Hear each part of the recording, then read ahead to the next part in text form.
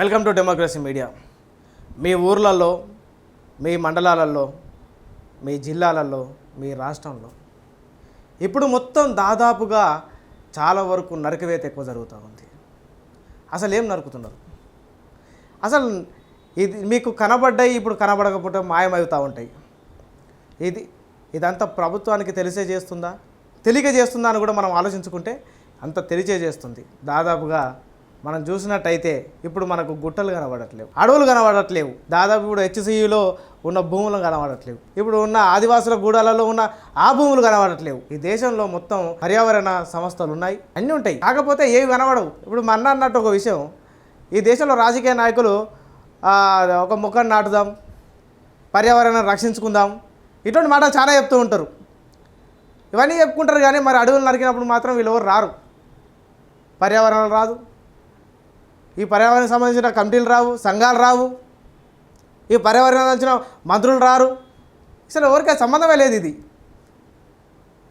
అసలు మరి ఏం జరుగుతుంది? ఈ దేశాలు అన్నీ నరుకుతూనే ఉంటారు. ఇక ఆగకుండా ఈ దేశం పోతుంది.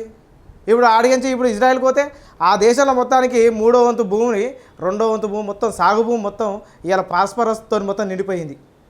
సాగు భూమి ఏడున్నది. ఇప్పుడు నెక్స్ట్ మన దేశం కూడా అట్లనే అవుతుంది. మనం ఏదో అనుకుంటున్నాం కానీ చూడు, ఇప్పుడు యుద్ధం మన దేశంలో, మధ్య భారతదేశంలో జరుగుతూనే ఉంది. భూములన్నీ నాశనం చేస్తారు, అక్కడ ఉన్న అడవులన్నీ నాశనం చేస్తారు, నల్లమలలో ఉన్న భూములన్నీ నాశనం చేస్తారు, అక్కడ ఉన్న అడవుల్ని నరుకుతూ ఉంటారు, ఇక్కడ దామగుండం అడవులన్నీ నరుకుతూ ఉంటారు, ఇక్కడ హెచ్సి భూములలో ఉన్న అడవులన్నీ నరుకుతూ ఉంటారు, ఇప్పుడు కర్యగుట్టల అడవులన్నీ నరుకుతూ ఉంటారు. ఇంకా అడవులన్నీ పోయినాక ఇక మనం ఎందుకు? మనం అడవుల్ని రక్షించుకోవాలి, పర్యావరణాన్ని రక్షించుకోవాలి. ఇవన్నీ చాలా వరకు మాటల వరకే చెప్తారు. ఇవన్నీ నిజంగా ఇట్లాంటివన్నీ మాటల వరకు పరిమితమైనవి. దీని మీద ఏ స్పందన రాదు. నేను కేవలం వేరే విషయం మాట్లాడట్లేదు, పర్యావరణ గురించి మాత్రమే మాట్లాడుతున్నా.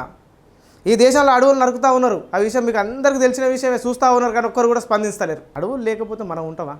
అడవులు, జీవరాశులు ఇవన్నీ ఉంటేనే మనం ఉంటాం. ఇది మన చిన్నప్పుడు ఏదో 5th క్లాస్ 7th క్లాస్లో కూడా చదువుకుంటూ వస్తూనే ఉన్నాం. ఒకటే మాట చెప్తున్నా, ఈ అడవులను పరిరక్షించుకునే విధంగా, అడవులను కాపాడుకునే విధంగా మనందరం ఏకదాటిగా దీని మీద మనం అందరం స్పందిద్దాం.